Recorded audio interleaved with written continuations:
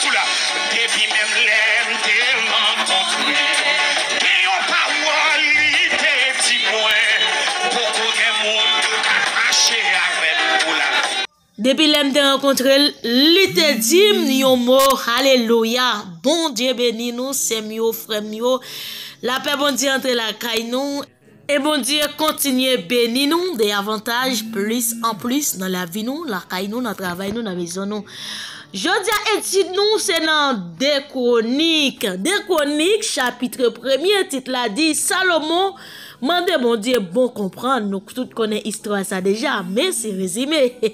Jodia moi venir avec étude là pour nous Jean lié tel quel dans Bible là malgré que moun moi cap commenter cap dit moun cap li la Bible c'est des imbéciles mais celle ça m'a dit mon frère ma sœur dans la vie moi connais des religions c'est soit ou dans bon Dieu ou bien dans camp ennemi.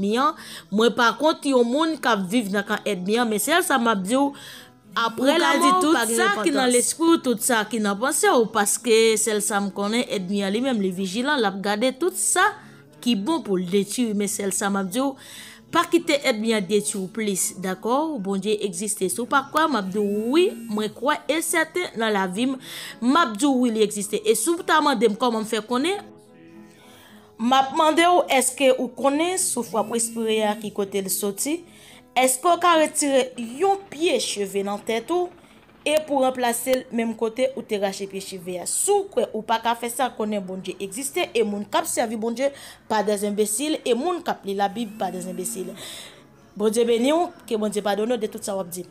Bref, frère mio ak sœur mio, bon Dieu béni nous, jodi a pas oublier étude nous, c'est dans Deux Chroniques, n'a continuer jusqu'à ce que nous fini Bible parce que pas oublier moi dit Bible qui dans nous nous pas fini joindre tout, mais normalement n'a plus ça nous joindre ou même qui peut accepter Jésus-Christ dans la vie comme sauveur personnel ou aimer tout, moi conseille ou faire ça parce que après la mort pas de repentance, pensez avec la vie ou même gens ou travail ou goumé pour travail pour chercher un côté pour reposer ou pour dominer en belle caille, mais pensez tout après la mort qui côté ou pas reposer non parce que l'enfer existait. Mais en pile c'est sûr Daline, sous tablier donc ou mettre les madame Bible. Pas oublier prier pour moi-même aussi, m'a fait de même. Bon Dieu béni.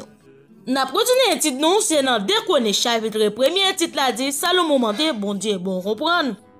Deux Chroniques chapitre 1er Salomon petit garçon roi David là chita autorité gouvernementale Seigneur bon Dieu li a te campé avec là li te bali en pile pouvoir roi Salomon faire tout peuple Israël là commandant régiment 1000 soldats yo commandant division 100 soldats yo juge yo tout employé gouvernement ak tout chef famille yo li ba yo l'ordre pour yo aller avec côté yo faire service pour bon Dieu la ville Gabaon parce que c'est là temps rendez-vous bon Dieu te tant Moïse serviteur Seigneur te fait les yote dans désert mais David te fait yo prendre contre la ville Kiriat Jérim pour yo porter monter la ville Jérusalem depuis les ça li te en bas yon temple roi David te fait pour lui gros l'hôtel cuivre Besaël petit ouri petit ou là te fait la ville Gabaon tout devant temple rendez-vous Seigneur c'est là Roi Salomon ak tout peuple la vin parler ak Seigneur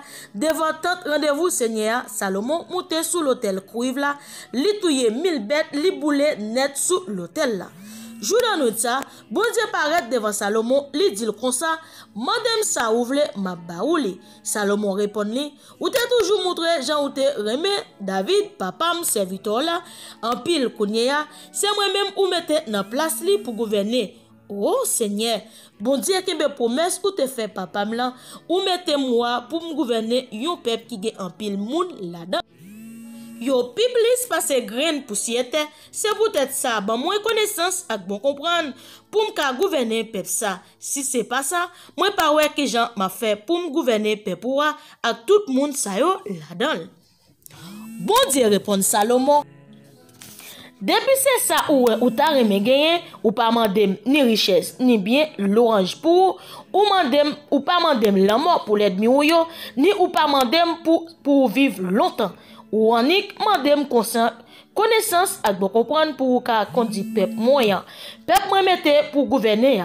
Ma ba ou connaissance ak bon comprendre, mais en plus, ma ba ou richesse bien ak louange parce tout roi qui était là avant ou parce tout roi qui était avant ou après. Pouvoir ak richesse roi Salomon. Après ça, Salomon quitte côté yo kon fait service pour bon Dieu la ville Gabaon. Côté temps prend de voie li tourner la ville Jérusalem. C'est là, li gouverne peuple Israël là, li assemblé 1400 chats la guerre ak 12 000 cheval pour soldats cavaliers lio. Li mette yon portion là-dedans dans la ville, li te fait bâti à esprit pour yo. Reste yo li mette yo tout près la ville Jérusalem. Pendant toute renée, li agent ak l'or te tankou roche la ville Jérusalem. Boîte 7 même, ou te joine ça en quantité tankou pied si komo. Nan rak bois qui nan plein pays Juda yo. Cheval Salomon yo te sorti nan pays Moukri ak nan pays Cilicie. Ou te gen moun pal qui te kon ala l'acheter cheval yo la pou li.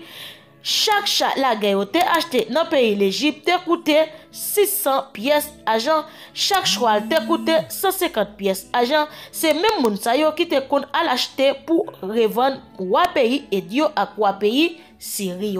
Bon Dieu béni, c'est là nous prenons fin dans 2 Chroniques chapitre 1. N'a continué pour 2 Chroniques chapitre 2. 2 Chroniques chapitre 2, titre là dit Salomon apparaît matériaux temps plein. Roi Salomon te décidé bâtir yon kay côté pour yon faire service pour Seigneur ensemble ak yon palais pour te rete li mette 70 moun ap travail pote matériaux 80 000 moun ap tailler roche nan mon te gen 3600 moun responsable contrôler travail là. Salomon voyait mission by Iran ou la ville titre li dit en nous fait affaire yon ak l'autre tant ou te fait avec roi David papam là où te vend li madrier cède pour te bâti yon kay pour le rete. Moi pral bâti yon temps pour Seigneur bon Dieu moyen c'est pral yon kay n'a mette à part pour li côté n'a boule l'encens pour li côté n'a toujours mette devant le pain y a pour frio côté chaque matin chaque soir y a offri bête pour yo boule net pour li les jours pour yo les la ligne nouvelle ak les l'autre fête nous fêter pour Seigneur. Bon Dieu nous Jean li te bay pour yo toujours faire là dans pays Israël. Mais c'est pourtant moi pral bâti a gros en pile parce que bon Dieu nous gen plus pouvoir passer tout l'autre bon Dieu yo. Les fini qui moun qui ka arrivé bâti yo kay vrai pour bon Dieu. Si ciel là a tout li gros trop petit pour lui, moi même qui s'amier pour m'ta bâti yo kay pour lui, c'est en yon côté pour m'bouler l'encens pour lui m'a fait. C'est comme ça. Voyez bon moi yon boss qui gen l'adresse pour travailler là à Jean-Couy fait yon boss qui compte couper toile bleu, toile violette ak toile rouge, boss qui compte travailler bois ak roche tout, la travaille ensemble ak boss artisan moins gen avec dans pays Juda ak la ville Jérusalem yo. Moun David papa m'te choisi pour ça ou avoye bon moi madri et 7 bois pain ak bras corail qui sorti dans pays Liban parce que moi connais moun pays yo kon pare bois sa yo ou bien m'avoye moun pam aider pa ou yo pour yo ka pare yon bon quantité bois parce que c'est pour tant moi fait l'idée bâti à grand pile c'est pour yon bel bagay mes provisions m'avoye pour moun ou yo ka couper pied bras yo ak pour moun ka siye yo 100 000 barriques blé 100 000 barriques loge 110 000 gallons du vin ak 110 000 gallons l'huile olive. Les ça wa Iran écrit yon lettre voyez répondre Salomon li dit dans lettre là. C'est parce que Seigneur remet peuple Israël là qui fait li mette roi pour gouverner yo. Louange pour Seigneur. Bon Dieu peuple Israël là, li même qui fait ciel là ak terre parce que li bay roi David yon petit garçon qui gen en pile bon comprendre en pile l'esprit et puis qui veille tout ça la fait. Yon petit qui connaît qui fait li débat yon temps pour Seigneur ensemble ak yon palais pour tête pâle. Ma voye yon moun qui gen bon connaissance ak l'adresse ba ou c'est boss Iran maman li se moun branche chomi dan papal, c'est natif natal la ville site. Li kon jan pour travailler là à Jean Couy fait roche bois. Li kon jan pour couper tout toile fin rouge, bleu ak violette ak toile laine tout. Li kon grave toute qualité dessin, li ka fait toute qualité travail ou mandel fait la travail ensemble ak boss pa ou yo ak boss roi David papa ou met moyen te gen konye ya ou men voye ban nou blé loge divin ak l'huile olive ou te di ou voye yo nous même bon pa nous pral couper mezi bras nan pays Liban ou ka besoin n'apote yo sous l'on me ba ou la ville Jopé nan mare yo ensemble fait radeau rive là ou même ou fait yo pran yo pote monter la ville Jérusalem. Yo mette men nan kay bon Dieu ya, laissa Salomon fait côté mette sous liste tout moun l'autre nation qui t'a vive dans pays Israël là. Même Jean David papal te fait là, li joine 153 600 moun, li prend 70 000 là-dedans yo pour porter matériaux 80 000 pour tailler roche dans mon yo. La fini, li prend 300 600 qui rete yo, li mette yo foman responsable pour faire peuple la travail. Bon Dieu béni, on cela nous prend fin dans Déchroniques chapitre 2, n'a continuer pour Déchroniques chapitre 3. Déchroniques chapitre 3, titre la dit Salomon bâtit temple. Déchroniques chapitre 3, Salomon tame bâtit temple Seigneur la ville Jérusalem sous mon Marija côté Seigneur te paraît devant David papal sous emplacement David te paraît pour ça qui vle di côté onan moun jebis la te gen glacier là laissa Salomon te gen 3 ans yon mois de jours depuis li te wa Salomon te bâti temple sous yon fondation qui te gen 90 pieds longueur sous 30 pieds largeur gros pièce qui te devant temple te 30 pièces largeur même Jean ak temple ak 180 pieds en hauteur. Salomon te fait couvrir toute muraille en dedans pièce là ak bon lo li plaqué planche bois peint sous toute en dedans gros pièce là.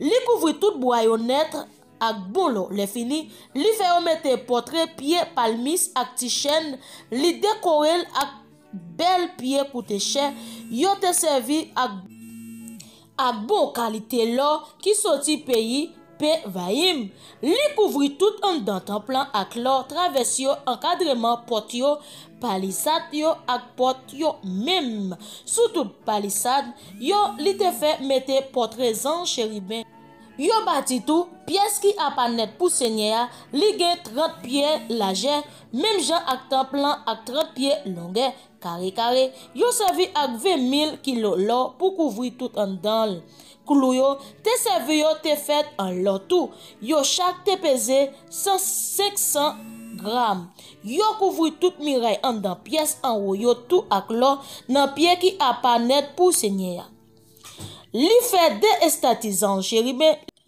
li fait couvrir yo ak l'or net yo te mette zanj yo campé yon côté l'autre ak figyo bay sous porte entre pièce là yo chaque te gen des ailes chaque aile te gen 7 pieds et demi longueur zel yo te couvri point zel en dedans yo touché yon ak l'autre nan mi-temps pièce là deux point zel de yo touché ak des murailles sous côté yo comme ça longueur tout zel yo ensemble te bay 30 pieds li fay yo faire yon rideau pour pièce qui a pas net pour Seigneur ak toile bleu toile rouge toile violette li fait broder portrait ange chérubin sur rideau à tout des gros poteaux cuivre yo Salomon fait des gros poteaux rond yo chaque te gen 152 pieds hauteur li mette yo campé devant temple tête poteau yo te mesuré 7 pieds et demi hauteur li fait ti chambre marée li fait ti chaîne marée yon ak l'autre li mette yo fait rond en haut tête poteau yo ensemble ak portrait grenade li marée nan ti chaîne yo li te mette poteau yo devant temple yon chaque bord portail là yo rele ça qui te bord droite là Jacquin ça qui te bord gauche là Boas. Mon Dieu béni, c'est là nous prend fin dans Déchroniques chapitre 3, n'a continuer pour Déchroniques chapitre 4. Déchroniques chapitre 4, titre la dit mais pour temple. Déchroniques chapitre 4, Salomon fait tous yon l'hôtel cuivre carré qui mesurait 30 pieds largeur sous 30 pieds longueur à 15 pieds hauteur. Li fait encore un gros bassin en cuivre tout rond pour mettre de l'eau. Bassin te mesuré 15 pieds largeur à 7 pieds et demi hauteur. Là où mesuré rond li ba ou 45 pieds sous tout rond bassin sous dehors te gen dérangé portrait qui semblait portrait bœuf. Yo te en cuivre, yon tijan en bas reboa te gen 10 portraits pour chaque pied et demi. Yo te fait yon sel ko ak bassin, yo te koule yo ensemble. Bassin te chita sous do 12 taureaux fait en cuivre. Face yo bay sous deyo, face 3 bay sous soleil levé, face 3 bay sous bord nord. Face 3 bay sous soleil couché ak face 3 bay sous bord sud. Bassin même te chita sous derrière yo qui te bay sous en dedans. Rebo bassin te 3% épaisseur, rebo a te tankou rebo yon tas. Li te fait yon ti vire sous dehors tankou yon fleur qui l'ouvri. Bassin te ka kembe 15 000 gallons de l'eau comme ça. Li fait 10 l'autre bassin en cuivre. Li mette 5 sous bord droite ak 5 sous bord gauche. C'est là yo te lave viande bête yo te gen pour boulenet sous l'hôtel là. Pour être yo même te servi ak l'eau qui te nan gros bassin pour laver corps yo. Salomon fait 10 gros lampes 7 branches en l'or d'après Jean pour yo te fait yo a li mette yo nan temple 5 sous bord gauche 5 sous bord droite. Li fait 10 tables pour mettre temple tout 5 sous bord gauche 5 sous bord droite. Li fait 5 bols en l'or. Li fait yo bâti la cour en dedans pour prêtre yo ak gros la cour ak tout portail yo te couvri ak cuivre. Li fait mettre gros bassin même sous bord droite temple dans coin sides là.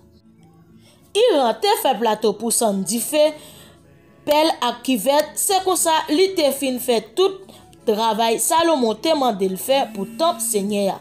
Mais ça, li te fait des gros poteaux rond yo, des blocs rond yo, yon ti jan pi gros pour aller sous tête poteau yo. Ak dessin ti chaîne maré yon ak l'autre qui te couvri des blocs tête poteau yo.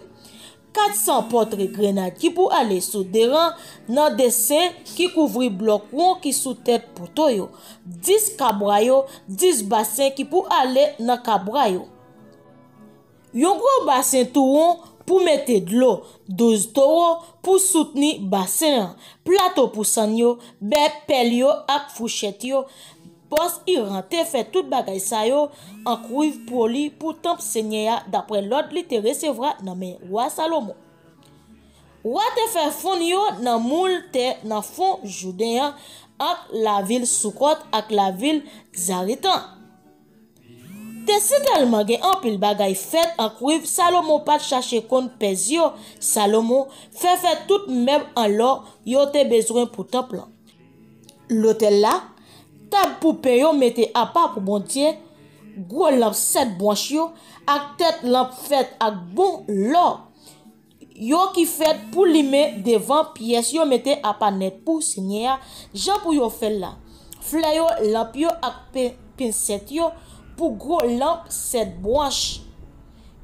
Couteau yo, gode yo, bol yo réchaud pour porter charbon tout limé yo, tout bagay sa yo te fait ak bon Jean l'or. Battant porte qui bay sous de yo temple ak battant porte qui bay sous pièce qui a pas net pour Seigneur découvrir net ak l'or tout. C'est là nous pour faire dans 2 Chroniques chapitre 4, n'a continuer pour 2 Chroniques chapitre 5. 2 Chroniques chapitre 5 titre là dit boîte contrat dans temple. 2 Chroniques chapitre 5, le roi Salomon te fin travail bâti temple Seigneur, li fait yo porter tout argent, tout l'or ensemble avec tout l'autre bagay David papa te offre bay Seigneur, li fait mettre yo en chambre trésor temple. Boîte contrat temple. Après ça, Salomon bay l'ordre pour tout gros chef peuple Israël yo ensemble avec tout chef branche famille yo ak l'autre chef famille peuple Israël yo semblé devant la ville Jérusalem pour y aller prendre boîte contrat Seigneur dans la ville David là. la ville Sion pour yo porter dans temple pendant fête jour pa yo dans 7e mois tout peuple Israël la réuni ensemble à roi Salomon. Les tout chef peuple Israël yo fin réuni, moun levi yo prend bras de contrat, yo porter dans temple ensemble ak rendez-vous Seigneur ak tout bagay yo te mette la dans à part pour Seigneur. C'est après yo ak moun levi yo qui te pote yo, roi Salomon ensemble ak tout peuple Israël l'assemblée devant bras de contrat, yo touye bœuf, cabrit ak mouton en quantité pour bon Dieu, moun pat ka compter combien bête yo te touye jou ça, si tellement yo te en pile, le yo fini prêt yo pote bras de contrat dans pièce qui a pas net pour Seigneur en dans temple. Yo mette l'amitan de porter zan chérubin yo, zel zan chérubin yo te couvrir. Yo te couvrir tout côté bras de contrat yé ensemble ak poto qui servi potel yo. Si yon moun campé sous devant pièce qui a pas net pour Seigneur, yo ka wè prête poto yo nan côté qui a pas pour bon Dieu. Tellement yo te long, mais ou pas ka wè yo l'autre côté encore, jou kouni a poto yo là toujours. Nan boîte contrat, pas de gen passer deux plates, deux morceaux wash plate Moïse te mette là-dedans, yo depuis sous mon Horeb là, c'est sous mon ça, Seigneur te passé contrat ak mon peuple Israël yo, le yo tap sorti quitter pays l'Égypte là. Pour voir Seigneur, prêtre yo sorti dans pièce qui a pas net pour Seigneur, tout prêtre quitter là yo, te mette yo dans condition pour yo faire service pour bon Dieu. Sans yo pas attendre tout pa yo pour yo prendre service. Tout moun levi qui te samba yo, depuis Asaf Eman ak Jedundoun, jouk tout petit yo ak l'autre famille yo, te campé sous bord soleil levé, l'hôtel là ak rad blanc sou yo. Yo te gen cymbal, banjo, guitare, le fini, te gen 120 prêtre bon côté yo, qui tap connaît trompette. Là tout moun sa yo mette ensemble pour yo prendre connaît trompette, pour yo chanter faire louange bon Dieu, pour dire le merci dans mi-temps belle musique yo, tap jouer dans trompette ak cymbal ak l'autre instrument musique yo, ou tant de voix moun yo qui tap chanter l'orange pour Seigneur parce que li bon, li pa jam suspend remen nou. Laisse ça, niage la plein temps Seigneur net. Peut-être niage là pour être yo pas de ka rete faire service yo parce que lumière présence Seigneur te plein temps plan net. Bon Dieu béni. C'est là nous prend fin dans 2 Chroniques chapitre 5, n'a continuer pour 2 Chroniques chapitre 6. 2 Chroniques chapitre 6, titre là dit Salomon parler ak peuple là. 2 Chroniques chapitre 6. Laisse à Salomon dit comme ça, Seigneur ou dit ou plutôt vivre côté qui fait noir. Kounye moi bâti yon temps pour karete, yon kay côté ou pral vivre pour tout temps. Salomon parle ak peuple là, la fini roi vire li bay peuple Israël la face.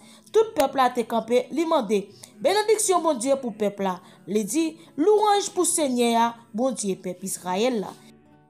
Avec force kouay li kembe promesse li fait David papa nan, li te dit comme ça. Depuis jour moi te fait peuple moi sorti quitter pays l'Égypte, moi pas jamais choisi yon la ville dans tout pays peuple Israël là pour yo bâti yon temple là-dedans pour moi rete, ni moi pas choisi personne pour gouverner peuple moi peuple Israël là, mais konya moi choisi la ville Jérusalem pour cela yo fait service pour moi. La fini moi choisi David pour lui gouverner peuple moyen. David papa te fait li débattre yon temps pour Seigneur bon Dieu peuple Israël là, mais Seigneur te dit ou bien faire gen li débattre yon kay pour moi, mais c'est pas ou qui va bâtir, c'est propre petit garçon ou affaire qui va bâtir temple pour moi. Kounye a Seigneur qui me promesse li Jean li te dit là, c'est moi même qui nan place David papa. Moi chita sous fauteuil roi Israël là, moi bâti yon temps pour Seigneur. Bon Dieu, peuple Israël là, les fini, moi fait yon place là-dedans pour boire contrat Seigneur, contrat li te passé ak moun peuple Israël yo. La prière Salomon, après ça, Salomon al campé devant l'autel Seigneur devant tout peuple Israël là. Li leve mel en l'air pour la prière. Salomon te fait une plateforme en cuivre, li fait yo metel dans mi-temps la croix. Plateforme là te carré 8 pieds longueur, 8 pieds largeur, avec 5 pieds hauteur, li monte sous li mette à genoux devant tout peuple Israël là. Li leve mel en l'air et puis li dit, Seigneur, ou même qui bon Dieu peuple Israël là, Pas de bon Dieu tant ou ni dans ciel là ni sous la terre. Ou qui me contrat ou te signé ak peuple ou montre gens ou remet moun k'ap serve ou ak tout keyo. Ou te kembe promesse ou te fait David papam, serviteur là tout ça ou te dit ou a fait. Ou fait le rive vrai jodi a ak force pour tout. C'est peut-être ça Seigneur bon Dieu peuple Israël là, m'a demandé ou pour kembe l'autre promesse ou te fait David papam, serviteur là. Là où te dit va toujours gagnon dans petit lio pour gouverner peuple Israël là depuis yo veillé Jean y a marché pour yo mener bak yo devant ou Jean lui-même li te fait là. C'est comme ça Seigneur bon Dieu peuple Israël là fait toute bagaille rive Jean ou te fait promesse là by David serviteur là. Mais bon Dieu est-ce que ou ka rete tout bon sur la terre ak moun à ta ciel là pas l'âge assez pour kembe ou. Allez ouais souti kay mwen bâti pour wala. Seigneur bon Dieu m'tan prie, serviteur ou moi y t'en prie, tant de gens m'a la prière dans pied ou. Koute gens m'a prélé dans oreille. Jodi a, tendez, je m'appelé, je m'a la prière dans pied ou. La journée ou la nuit, voyager ou sous temple là côté où te dit wap toujours là. Koute la prière moi même serviteur là, m'a fait dans pied ou. Oui, écoutez la prière m'a fait avec la prière peuple Israël a fait dans pied ou ici là dans ciel. Côté où rete ya, écoutez la prière nous, pardonnez nous. Les apporter plainte pour yon moun qui fait frère yon bagay mal. Si yon mandel pour le faire serment, c'est pas vrai et puis li vinn faire serment devant l'autel loi dans temps ça ou même Seigneur qui dans ciel là ou attendez ou a fait ça qui gen pour fait là ou a juger serviteur ou yo. Ou a pini moun qui coupable là ou a fait châtiment li mérité a tomber sous li sous tête li ou a fait reconnaître les yon moun innocent pour yo ka rendre la justice l'ennemi va battre peuple Israël là parce que peuple là te péché contre si yo tourne vinn joindre nous si yo fait l'orange pour vous si yo vinn la prière dans pied ou ici là dans kaisa tant prie côté où y dans ciel là koute yo pardonner péché peuple Israël ou fait yo tourner dans pays où te ba yo ensemble avec ancêtre yo. Les vagues chercheraient dans pays sans yon ti dégoût de la pluie parce que peuple a te péché contre si yon regrette ça yon te fait parce que ou te pini yo si yon vinn la prière ici là si yon fait l'orange tant prie côté où y dans ciel là côté yo pardonner péché serviteur yo ak péché moun peuple Israël yo montre yo bon chemin pour yo pour après ça Seigneur ou envoyer la pluie sous pays où te bay peuple pour le relais par là les vagues gangou dans pays ou sinon la mauvaise maladie la peste va tomber sous lui les plantes va chercher dans vent chaud les criquets ak cheval bon Dieu va ravager jardin yo l'ennemi va saigner la ville nou yo pour yo attaquer peuple là les n'importe maladie ou sinon n'importe mal va tomber sous peuple là écoutez la prière y a fait dans pied ou les n'importe monde ou sinon tout peuple là va la prière dans pied ou les a regrette ça yo fait les a levé mais yo dans direction temple pour yo la prière tant prie côté où y dans ciel côté où rete ya écoutez la prière yo pardonnez yo by chaque monde ça yo mérité parce que ou connaît ça qui dans cœur. C'est ou même qui connaît ça qui dans fond cœur moun oui ou bay chaque monde ça yo mérité conseil comme ça peuple ou vague craintif pour y a marché dans chemin ou mette devant yo pendant tout temps y a vivre sous terre ou te bay ancêtre yo même les yon moun l'autre nation qui pas fait partie peuple ou sorti bien loin vini pour tête ou parce que les temps des gens n'a nommé non le temps de parler toute belle bagaille ou faire avec force courage si li vinn la prière dans temps ça tant prie dans ciel côté ou rete ya écoutez la prière li ou a fait pour lui tout ça li mande ou comme ça tout peuple sous la terre va connaître ou y a ge craintif pour tant que peuple Israël ou a ge craintif pour y a connaît tant moins bâti pour c'est là pour yo vinn adorer ou le peuple va sortir al goumer contre l'ennemi yo n'est pas qui côté ou voyer yo les a virer tête yo dans direction la ville ou choisir ak direction temps moins bâti pour yo la prière dans pied ou temps pour dans ciel côté ou rete ya coûter la prière yo coûter la prière y a fait dans pied ou défendre défendre cause yo. Les peuple va pécher contre parce que pas de monde qui pas fait péché, les wa mauvais sou yo, les wa la yo nan men l'ennemi yo qui va faire au prisonnier, qui va déporter yo dans l'autre pays, li te mettre tout près, li te mettre bien loin. En temps yo là dans pays côté l'ennemi yo te déporter yo wa, si yo regrette ça yo te fait, si yo la prière dans pied ou, si yo reconnaître yo te fait ça qui mal, si yo reconnaître yo te péché, si yo reconnaître yo en tort, si yo tourne vin jouer nous ak tout ke yo ak tout nam yo, ante yo nan pays côté l'ennemi te déporté yo, si yo vire tête yo dans direction pays où te bay ancêtre yo, dans direction la ville où te choisi, dans direction temple moi bâti pour yo la prière ou tant pri, côté la prière y a fait dans pied ou, côté où y dans ciel là, côté où rete ya, côté la prière yo, défendre cause yo, pardonner peuple tout péché yo te fait compte. Kounye ya, bon Dieu moi, l'ouvre ou, côté la prière n'a fait dans pied ou, ici là. Kounye ya, levez nous Seigneur bon Dieu, vin côté pour prendre repos vini non, ensemble avec boîte contrôle là qui fait ouais Jean ou gain pouvoir. C'est pour être yo faire connaître Jean ou bail peuple délivrance. C'est pour tout peuple relais tellement yo content pour te promesse pour te faire David serviteur là tant pour Seigneur pas virer do bay monde ou te choisi. Bon Dieu béni. C'est là nous prenons fin dans 2 Chroniques chapitre 6. Nous continuons pour 2 Chroniques chapitre 7. 2 Chroniques chapitre 7. Titre là dit service consécration temps plein. 2 Chroniques chapitre 7. Le roi Salomon fin fait la prière ça, dit fait descendre sorti dans ciel là, li boule bête yo te offri sous l'autel. Sous l'autel là ak l'autre portion vient yo te offri en même temps lumière présent Seigneur te plein temple. Le tout monde peuple Israël yo ouais dit fait descendre sorti dans ciel là ak belle lumière présent Seigneur qui t'éclairer tout en dans temple. Yo mette à genoux, yo baissé tête yo jouk, font yo rive sous dalle pavé. Yo adoré bon Dieu, yo t'a fait louange Seigneur, yo dit merci parce que li bon, parce que li pape jamais suspendre remé yo. Après ça, roi Salomon ensemble avec tout peuple Israël qui était là offri bête pour yo, touye pour Seigneur roi Salomon, te offri 22 000 taureaux ak 120 000 moutons pour demander bon Dieu pardon. C'est comme ça roi ensemble avec tout le monde peuple Israël yo te mette temple à part pour Seigneur.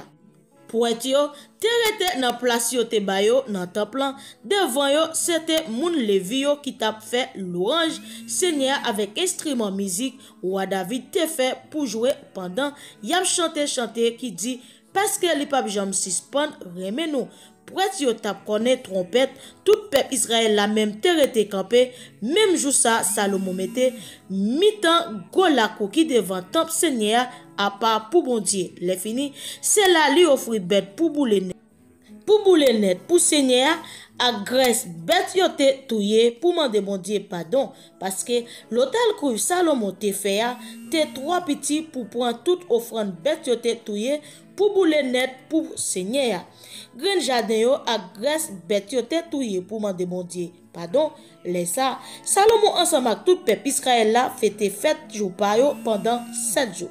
Foule moun te sorti depuis passe à Matla dans nos jours sous frontière avec pays l'Égypte jour à faire service pour mettre l'hôtel là à part pour service bon Dieu les fini yo passé 7 jours encore à faire fête sous 7e jour fête là yo fait un gros service pour fermer cérémonie nan demain qui veut dire nan 23e jour 7e mois Salomon voyait tout le monde tourner la caillou yo tout a fait fête yal la caillou à quel content parce que ça te fait au plaisir pour tout ça Seigneur te fait pour David pour Salomon et pour peuple Israël. Bon Dieu fait Salomon ou encore le roi Salomon fin bâti temple Seigneur ensemble avec par les rois les fin fait tout ça li te gen li de fête nan yo Seigneur fait Salomon ou encore yon jour la nuit li dit comme ça moi de la prière ou fait nan pied je choisi Kaisa pour servir côté pour yo vin touye bête pour moi si moi t'a arrivé faire mes ciel là pour la pluie pas t'a tomber si moi t'a voyé cricket pour dévorer pays. Si moi t'a voyé mauvais maladie sous peuple là, laisse ça si peuple qui porte nom là, la prière dans pied, si yo soumet devant moi, si yo prend chercher encore, si yo vire dos bay vieux péché yo t'a fait yo, m'a tande yo dans ciel côté nye ya. M'a pardonné péché yo, m'a fait payer camper encore. Depuis jodi a, j'aime l'ouvrir oreilles moins paré pour m'tendre toute la prière y a fait ici là. Depuis jodi a, moi choisi Kaisa, moi mettel à part pour moi, c'est là pour yo faire service pour moi. M'a veille, m'a protéger chaque jour ou même peut-être pas ou si vous marchez devant tant que David papa ou si vous faites tout ça, moi mande vous faire, si vous écoutez l'ordre avec bon principe, moi yo, ma kembe gouvernement lan chita, j'en te promettre David papa là. Là où te dit, la toujours gen yon moun nan famille qui pour gouverner peuple Israël là, mais si vous même aussi non, yon nan petit tout yo vire do ba moi, si nous pas fait, ça mande nous faire. Si nous pas écouter l'autre moins bon nous, si nous servir l'autre bon Dieu, si nous adorer l'autre bon Dieu, laisse ça. M'a prêté peuple Israël là dans pays moi ba yo, m'a viré do bay temple moi te mette à part tant côté pour yo faire service pour moi. Moun tout partout va passer dans bêtise. Il a fait chanter soleil. Kaisa qui était si tellement belle pour aller tourner yon pile masi. Tout monde qui va passer bon là va saisir. Ya mette men en bouche. Ya mande pour qui ça Seigneur fait pays ya, tant plan ça. Ya répond, c'est parce que yo te viré de bay Seigneur bon Dieu ancêtre yo qui te fait yo sorti qui te pays d'Égypte, yo couru derrière l'autre bon Dieu, yo fait service pour yo adoré yo, c'est peut-être ça Seigneur te voye yo gros malin ça sou yo. Bon Dieu béni, c'est là nous prend fin dans le livre des Chroniques chapitre 7, n'a continuer pour des Chroniques chapitre 8. Des Chroniques chapitre 8 titre la dit l'autre travail Salomon te fait. Roi Salomon te prend 20 ans pour le bâtir kay Seigneur à kay Palia. Li rebâti toute la ville roi il rentre Bali, li voye moun peuple Israël al rete là-dedans yo. Après ça, là l'attaque la ville Amat dans Zoba, li prend li rebâti la ville Tabmot dans désert ensemble avec toute la ville dans zone Amat là. Pour servir de provisions, Salomon rebâti Betorom en haut, Betorom en bas. Li bien protégé yo ak miraille rempart, gros portail ak bas pour fermer yo. Li rebâti la ville Balat, toute la ville côté li te fait des provisions, toute la ville côté yo te gardé choix li yo ensemble ak chat la guerre yo. Li bâti tout ça, li te fait li débâti dans la ville Jérusalem. Dans le pays Liban ak dans tout l'autre pays qui te sous zod li yo, les moun Israël yo te fin prend pays Canaan pour yo. Gen en pile nan moun ancien met pays yo pas touye yo te kite yo rete dans pays ya. Te gen moun Amori, moun Et, moun Ferizi, moun Iva, moun Jebis, c'est petit moun sa yo Salomon te prend servi esclave pour faire convert. C'est ça qu'a fait journée jodi. Salomon pas fait aucun monde dans peuple Israël là servi l'esclave, li te fait au servi soldat, officier, chef, capitaine, à commandant chat la guerre, à cavalier yo. Te gen 250 moun gouverneur, yo te choisi pour servir Foreman. C'est yo qui te responsable contrôler tout travail qui t'a fait yo. Salomon fait madame li petite fille pharaon quitte la ville David al rete kaili te bâti pour li. L'étape dit dans quel ata madame moi pas gen droit rete dans kay David roi pays Israël là parce que tout côté boîte contre Seigneur te passé ce côté qui fait pour rete à part pour bon Dieu. Salomon te offri bête pour yo boule net pour bon Dieu sous l'autel li te fait bâti pour Seigneur devant temple. Li offri bête pour yo boule net pour Seigneur d'après l'ordre Moïse te bay dans la loi pour chaque jour fête pour jour repos yo pour jour la lune nouvelle yo ak pour 3 gros fêtes yo te fait chaque l'année yo qui veut dire fête paix sans levain yo fête récolte yo ak fête joupa yo.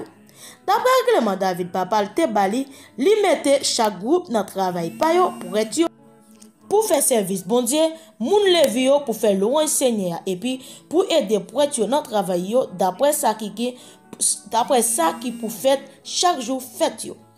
Li bay chaque groupe garde portail temple les travail yo dans chaque portail.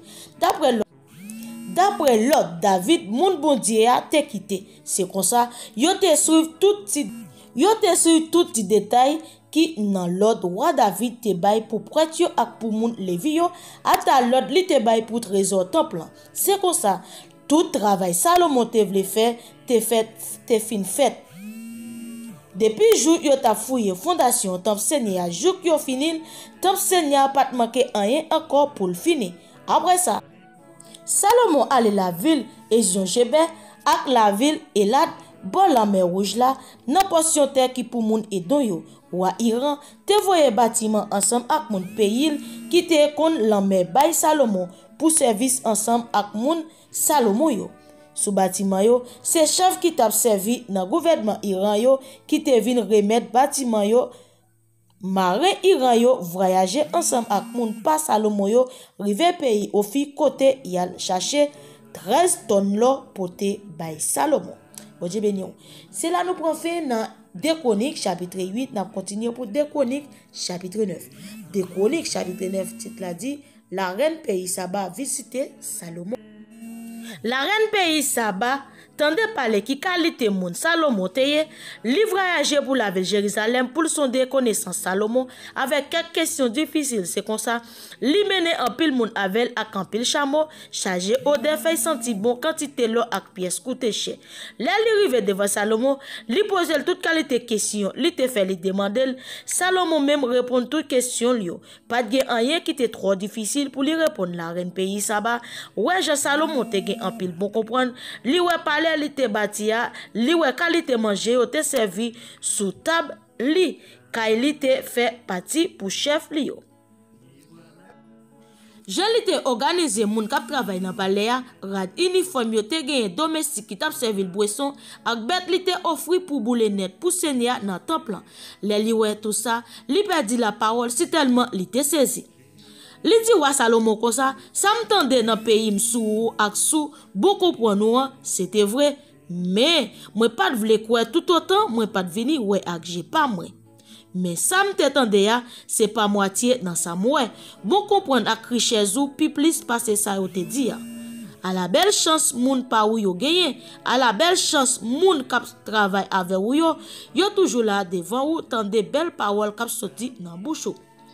Louange pour Seigneur, bon Dieu là, li montre gens li content avec ou. Li mette ou chita sur fauteuil liya pour ou te ka wape pays Israël là. Li même qui remet pays Israël là, li vle pour pays a pas jamais disparaître. Li mette ou pour ka kembe pays a dans l'ordre nan bon chemin sans parti pris. La reine Saba fait roi cadeau 3 tonnes et demi l'or à quantité fait senti bon à en pile pied coûté cher pas de jam rive gen dans pays Israël la quantité fait senti bon tant coup ça la reine Saba te bay roi Salomon laissa. Moun Iran yo ensemble ak moun Salomon yo quitte al chercher l'eau dans pays au fi te pote yon gros quantité bois courail ak en pile bel pied. Ak en pile bel pied coûte cher sorti dans même pays a Salomon servi ak bois corail yo pour faire planche dans temple ak dans palais a li faire guitare ak banjo pour musicien yo ak bois ça tout yo pas jam wè bagay comme ça dans pays Juda avant ça roi Salomon te bay la reine pays Saba. Tout ça, li te mandel, sans côté cadeau, li te bali pour correspondre à ça, la reine lan te pote bali. Après ça, la reine lan tourne dans pays Saba, ensemble avec tout le monde qui te avec yo. Richesse roi Salomon, chaque année, roi Salomon te recevra 25 tonnes l'or, sans compter l'argent, li te recevra dans mes moun kap fait trafic yo, ak moun kap fait commerce yo, tout roi pays arabi yo, ak gouverneur peuple Israël yo, te pote l'eau ak argent bay Salomon tout. Salomon te fait faire 200 gros plaques protège en fer, les fini li fait couvrir yo, chaque ak yon couche l'eau, qui pesait 12 livres.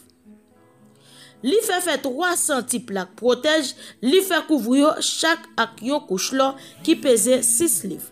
Li mette toute plaque protège sa yo dans salon Ragbra pays Liban. Li fait tout yon gros fauteuil en corne éléphant li te fait couvrir ak pi bon qualité l'or qui gagne. Pour arriver bon fauteuil là, c'est pour te monter 6 marches escalier devant fauteuil là te gen yon ti banc en l'or pour longer pied.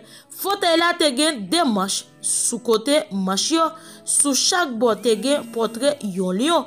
Te gen 12 lions sous marche escalier yo, deux sous chaque marche dans deux pointes yo. Pas de aucun autre pays qui te gen yon fauteuil pour pareil ak ça. Tout gode wa Salomon te servi pour le bois te fait en l'or. Tout bagay qui te servi dans salon ragbois pays Liban te fait en bon l'or. Yo pas servi à argent même parce que sur ni Salomon argent pas vaut rien. Li te gen yon quantité bâtiment pal qui t'a voyagé aller dans pays Tassi, c'est moun Iran yo qui te mené yo pour lui. Chaque 3 ans bâtiment yo te tourné chargé ak l'or, argent, corne éléphant, pan ak macaque.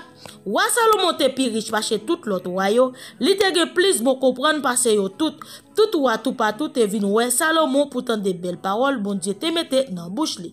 Chaque monde qui te vini te porte cadeau pour li, bagay qui te fait ak argent ak l'or, razam fait senti bon choual ak millet chaque l'année c'était comme ça. Salomon te gen 400 000 kay côté li te mette choual li yo ak char la guerre ak 12 000 choual pour soldats cavalier li yo. Li mette yon portion dans la ville côté li te gen char li yo, reste yo li mette yo la ville Jérusalem côté. Salomon te seul chef sous tout roi qui t'a gouverné depuis la rivière l'Euphrate rivé dans pays Philistin. Jouk sous frontière pays l'Égypte, pendant toute réunion, agent te tankou roche la ville Jérusalem, brasset même, ou te joine ça en quantité tankou pied, si comment, nan rakbois, nan plein pays Juda yo. C'est dans pays l'Égypte, ak nan tout l'autre pays Salomon te fait chercher choual li yo. L'amour Salomon, tout reste histoire Salomon depuis premier jour, il était monté roi, rivé jour dernier jour, nous jouons li dans livre histoire prophète Nathan, dans livre Messaï Akija moun la ville Siloa, ak dans livre vision prophète Ido qui parlait sur roi Jéroboam, petit Nebat la, Salomon te roi la ville Jérusalem, il était gouverné tout peuple Israël là pendant 40 ans. Les li mouri yo enterré dans la ville David papal, c'est Roboram petit li qui te monté roi dans place li. Bon Dieu béni ou. C'est là nous prenons fin dans 2 Chroniques chapitre 9, nous continuons pour 2 Chroniques chapitre 10. 2 Chroniques chapitre 10 titre la dit branche famille dans noyo séparé. 2 Chroniques chapitre 10. Roboram monte la ville Sichem parce que c'est là tout peuple Israël là net assemblé pour faire liwa. Les jours Roboram petit garçon net na bat là quitter dans pays l'Égypte côté l'été al caché pour Salomon. Pour nouvelle là l'été quitter pays l'Égypte li tourner la Kaili. Moun broche famille qui dans nord pays a voye chercher yo tout ensemble y a joindre Roboram yo dit comme ça papa ou te dit en pile ak nous. Li te pèse nous en pile. Quitte nous vivre yon ti jan pi à l'aise na servi ou net ale. Roboram di yo, tourne dans 3 jours, laisse ça, ma bonne nous réponse. Et puis moun yo al faire route yo, Roboram même al joindre chef famille qui te servi conseiller pour Salomon papal, les t'a vivre là, li mande yo. Qui ça pour me répondre peuple là? Qui conseille nous ban moins, yo répondre li. Si ou agit bien ak peuple là, si vous acceptez faire ça, yo mande ou là. Si vous parlez bien ak yo, y a toujours servi ou. Mais, Roboram, pas écouter conseil grand moun yo te balia, la jouen jeune garçon qui te levé ensemble avec yo, les fini, qui te toujours là pour bal conseil, tout li di yo. Qui conseil nou ta ban moi? Qui ça pour me répondre peuple là, kap mandem pour faire yon me lever pour yo.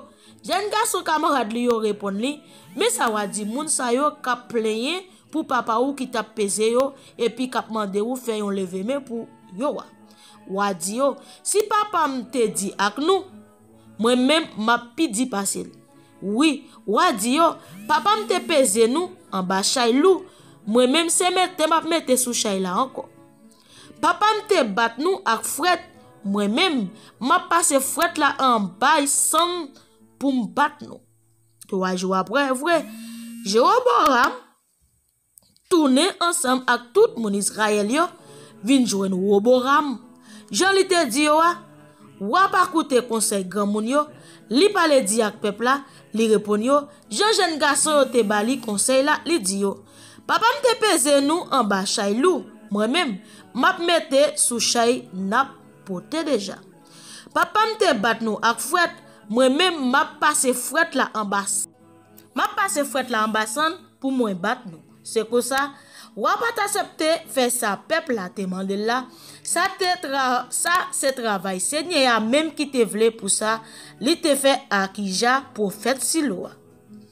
Al dit Jéroboam petit Nabad là rive vrai. Les peuple Israël là ouais, ou pas sorti pour lui faire ça ou demande là, yo répond wa, yo dit li, nous pas gen rien pour nous ouais ak David. Nous pas gen rien pour nous séparer ak petit Isaïe. Nous-mêmes, peuple Israël là, on a la kay nous. On quitte petit David yo, dégage yo pour compte yo ak famille yo. C'est comme ça, mon peuple Israël là viré do yo à la kay yo, yo quitte Roboram pour lui gouverner seulement sous moun qui rete dans portion terre branche famille Juda. Après ça, Roboram voye Adoram qui te responsable travail corvé yo, al ba côté moun Israël yo, mais moun Israël yo kalone li kou 3 jours li mouri. Laissa Roboram pressé monter sous Chali, li couri aller la ville Jérusalem depuis laissa moun peuple Israël yo viré do bay moun famille David yo journée jodi. Bon Dieu béni ou c'est là nous prend fin dans 2 Chroniques chapitre 10, n'a continuer pour 2 Chroniques chapitre 11. 2 Chroniques chapitre 11 titre la dit message prophète Shemaya. 2 Chroniques chapitre 11. Les Roboram rivé la ville Jérusalem, li semble 180 000 soldats dans pi bon soldat qui étaient dans branche famille Juda ak dans branche famille Benjamin, li te fait l'idée al gome ak moun pays Israël yo pour le mettre yo en bas l'ordre li encore. Mais bon Dieu parler ak Shemaya, prophète li dit comme ça, parler ak Roboram petit Salomon, wa pays Juda ensemble avec tout le monde peuple Israël qui te fait partie branche famille Juda ak branche famille Benjamin yo di yo comme ça même ça moi même Seigneur moi voye ba yo puis ganal gome ak famille nou yo tourner la kay nou ça qui rive a c'est travail moi c'est moi même qui vle comme ça moun yo koute l'autre Seigneur vrai yo pas monter al gome ak Jéroboam. Roboram chita pour vrali, Roboram rete la ville Jérusalem, li monte rempart dans en pile la ville pays Juda pour protéger yo, c'est comme ça, li renforce muraille la ville Bethléem, étant Tokia, Bethchou, Soko, Agdoulan, Gad, Marécha, Zif, Adoraïm, Lakis, Aseka, Soreya, Ajalou, Elbron. Tout ça c'est la ville ak rempart qui te dans pays Juda ak dans pays Benjamin. Li renforce muraille rempart yo, li mette chef responsable yo, li fait partie dépôt pour mettre manger, l'huile ak divé, les fini. Dans chaque la ville, li fait gros plaque protège ak freine en quantité. La ville sa yo te bien protégée, c'est comme ça Roboram te kembe moun branche famille Juda ak branche famille Benjamin yo en bas autorité. Prêtre yo ak moun Levi yo vin jouen Roboram. Prêtre yo ak moun Levi yo sorti tout partout dans pays Israël yo vin jouen Roboram. Moun Levi yo te kite bet yo dans savane ak tout l'autre bien yo descend la ville Jérusalem ak dans pays Juda parce que Jéroboam roi pays Israël là ak tout roi qui te vin après yo te imposé moun Levi yo fait service yo tant que prêtre Seigneur. Jéroboam te choisi prêtre pal pour faire service côté yo fait offrande bête pour l'autre bon Dieu li te servi sous forme statue bou cabrit ak titoro bœuf li te fait faire pour lui yo. Dans tout pays Israël là, moun qui te vle service Seigneur, bon Dieu peuple Israël là ak tout kay yo, fait tant que moun Levi yo ak prêtre yo descend la ville Jérusalem pour yo te ka offrir bête pour yo touyer pour Seigneur bon Dieu ancêtre yo. Ça te bay gouvernement pays Juda en pile force pendant 3 ans yo kembe la ak Roboram petit Salomon yo viv Jean yo te kon viv sous reni roi David ak roi Salomon. Famille Roboram te marié ak malade petite fille Jérimot qui te petite David ak Abigail. Petite fille Eliab, petite fille Isaïe, yo te fait 3 petits garçons Jéhu, chez Maria ak Saram. Après ça, Roboram marié ak Maka petite fille Absalom qui bali 4 petits garçons. Abijah, Ataï, Ziza ak Shelomi. En tout, Roboram te gen 18 madame mariées ak 60 femmes kay. Li fait 28 petits garçons ak 60 petites filles. Dans toute madame mariée li yo ak femme kay li yo, c'est Maka petite fille Absalom li te pireme. Comme ça tout, li te plutôt Abijah petit garçon Maka te fait pour li a passer toute l'autre petite li yo. Li mette le chef sous toute frère li yo. Li te vle, c'est li qui pour prendre place li. Li mouri. Li te fait l'idée by chaque petit garçon yo yon responsabilité, c'est comme ça li voyo al rete tout partout dans pays Juda ak dans pays Benjamin, dans toute la ville li te renforce. Li ba yo provision en quantité et puis li marié yo ak en pile femme. Bon Dieu béni. C'est là nous prend fin. Dans le livre des Chroniques chapitre 11, nous continuons pour le livre des Chroniques chapitre 12. Bon Dieu béni. Livre des Chroniques chapitre 12, titre là dit Shishak envahit pays Juda. Shishak envahit pays Juda. Des Chroniques chapitre 12, les Roboram vin chita gouvernement li bien chita, les li senti li te fort, li pas marché d'après la loi Seigneur encore, les fini tout peuple Israël la fait même gens tout, parce que moun yo te viré de bay Seigneur, Shishak roi pays l'Égypte la, moun te vin attaquer la ville Jérusalem, dans 5e l'année reni roi Roboram, avec 1200 chalagè, 60 000 cavaliers ak yon quantité soldats moun pat ka compter qui te monté avec sorti dans pays l'Égypte te gen moun pays Libye, moun pays Souki ak moun pays l'Éthiopie dans la mer. Li prend toute la ville ak gros rempart pays Juda yo, jouk li rive la ville Jérusalem, Shishak t'approché sous la ville là. Les Shemaya prophète là al jouen Roboram ak tout chef pays Juda yo qui te réuni la ville là, les dit comme ça. Mais ça Seigneur voye dit nous, même je nous te la game là, c'est pour ça m'a plagué nous tout dans mes Shishak. Ou ensemble avec chef yo, reconnaître yo te fait ça qui mal, Seigneur gen raison dans plan mel. Les Seigneur ouais, Jean yo reconnaître to yo, li parler ak chez Maya encore, li dit comme ça, parce que yo reconnaître yo pas doit faire ça, yo fait, moi pas détruire net. Mais les Shishak va attaquer, m'a ba yo chance pour yo chaper quoi yo. Moi pas servi ak Shishak pour me faire moun la ville Jérusalem yo senti, j'aime fâché sou yo, mais Shishak pral faire yo soumettre devant. Laisse ça, Yahweh servim ak servi chef sous la terre, ça qui pi douce. Roi Shishak attaque la ville Jérusalem, li prend tout trésor qui était dans le temple ak dans palais wa, li prend attaque gros plaque protège en l'eau. Salomon te fait yo.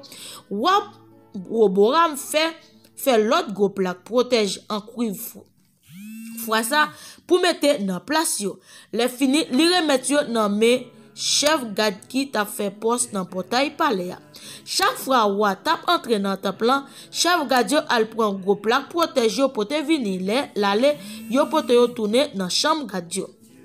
Parce que Roboram te reconnaître li pas doit faire ça, te faire devant Seigneur, quand le Seigneur baissé. Li pas fini net avec mais pour dire vrai te gen bon bagay qui te passé dans pays Juda laisse tout. Roboram te gouverner la ville Jérusalem. Li chita autorité le bien chita Roboram te gen 80 années li vin roi pays Juda. Li gouverne pendant 17 ans la ville Jérusalem. La ville Seigneur te choisi dans tout pays Israël pour emplacement côté pour yo faire service pour lui. Maman Roboram, te moun la ville Amon, li te rele Nama. Roboram te fait ça qui mal parce que li pas chercher faire volonté Seigneur. Tout ça, roi Roboram te fait depuis premier jour. Li te monté ou arrivé jour dernier jour. Nous joignons écrit dans le livre 3 prophètes chez Maya ak dans le vision prophète Ido qui bay liste famille yo. C'était yon la guerre sans arrêter entre Roboram ak Jéroboam. Le Roboram mouri, yo enterré dans la ville David là, c'est Abijah, petit garçon li qui prend place li sous fauteuil là. Bon Dieu béni, c'est là nous prenons fin dans 2 Chroniques chapitre 12. Nous continuons pour 2 Chroniques chapitre 13. 2 Chroniques chapitre 13, titre là dit Abijah roi pays Juda. 2 Chroniques chapitre 13, Jéroboam te gen 18 ans depuis li te roi pays Israël là. Les Abijah monte roi dans pays Juda, li gouvernait pendant 3 ans la ville Jérusalem. Maman terele Mikaja, c'était petite fille Ourel, moun la ville Gibea. C'était yon la guerre sans arrêter entre Abijah et Jéroboam. Abijah levé, yon la met 400 000 vaillants soldats qui kon goume. Jéroboam bopal campé pour goume contre Abijah avec 8000 vaillants soldats qui kon goume de la meilleure contre dans mon pays Ephraim yo. Wa Abijah campé sous mon Zé Mararim, li parle bien fort, li dit, "Koutem non, Jéroboam, ak nous tout moun Israël. Ak nous tout moun Israël yo, est-ce que connaît nous pas connaît Seigneur? Bon Dieu peuple Israël a te passé un contrat avec David, contrat qui pas capable casser. D'après contrat, li mette gouvernement peuple Israël là nan mille ak nan me famille pour tout temps.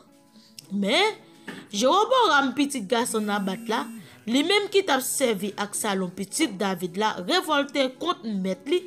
Après ça, yon bon vaurien ak yon bon vagabond al mette tête yo ensemble ak li, yo forcé Roboam petit garçon Salomon, yo fait ça, yo pas de vle. Parce que li te jeune, li te gen tête faible, li pat ka kembe tête ak yo. Kounye ya, nous fait li devine quasi autorité Seigneur te mette nan me famille David là. Tout ça parce que nous gen avec nous yon gros lame ak tout estati toro bœuf en l'or. Jéroboam te fait pour servir nous dit bon Dieu. Nous mettons prophète Seigneur yo petit Aaron yo d'ailleurs ensemble avec moun Lévi yo. Les fini nous fait un coup l'autre nation yo, nous choisi moun pas nous pour servir pour être n'importe moun qui vient joindre nous ak toro bœuf aussi nous ak 7 moutons nous fait le prêtre bon Dieu nous yo qui pas bon Dieu. Mais nous même Seigneur qui bon Dieu nous pas jamais virer de balé. Pour être cap servi devant Seigneur, c'est famille Aaron yo ye. Moun qui responsable service yo, c'est moun Lévi yo. Chaque matin, chaque soir, y a pour fri bête yo boule net pour Seigneur ensemble avec l'ensemble. Yo mette pain qui a pas pour bon Dieu sous yon table qui dans condition pour faire service bon Dieu. Chaque soir, yo li met lampe qui sous gros lampe 7 branches lampe. Nous fait tout ça Seigneur ban nous l'autre fait.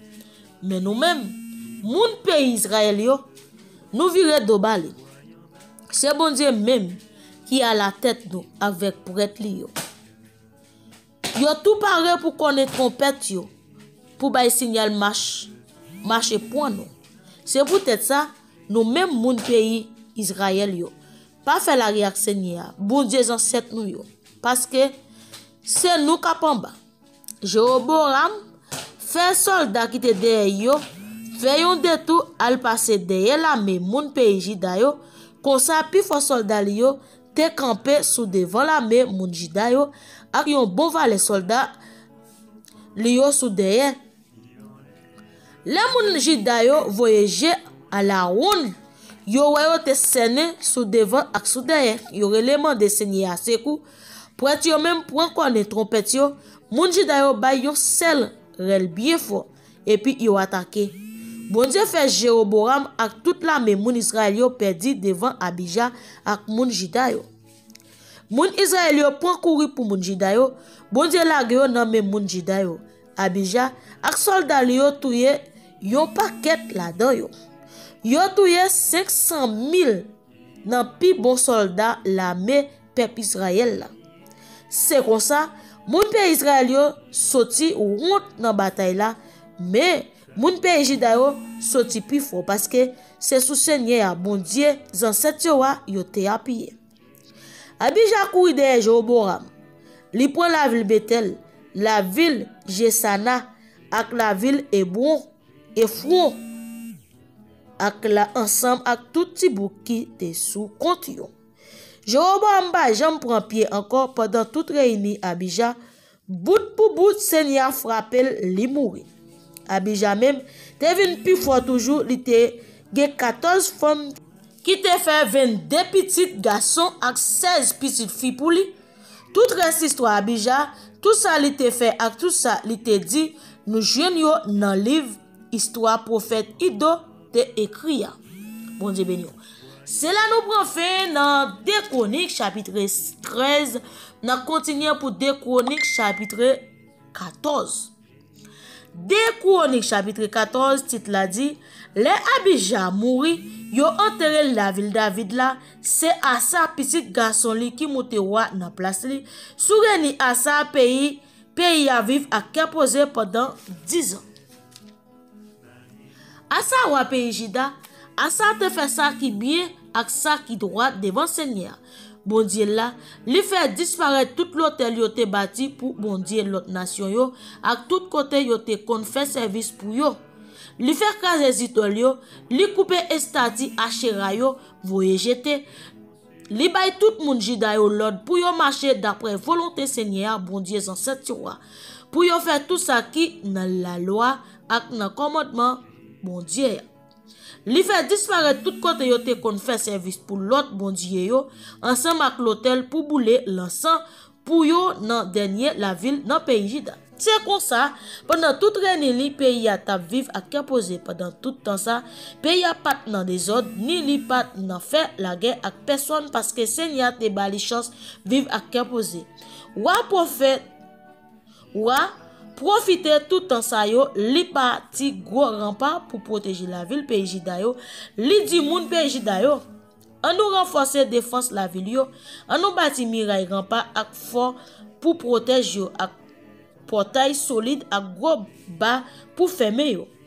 Pays nan men nous toujours parce que nous te fait volonté Seigneur bon Dieu nous. C'est lui-même qui protège nous, lui fait nous vivre bien sans compte avec tout voisin nous yo. C'est comme ça yo mette mais dans travail là jouk yo fini.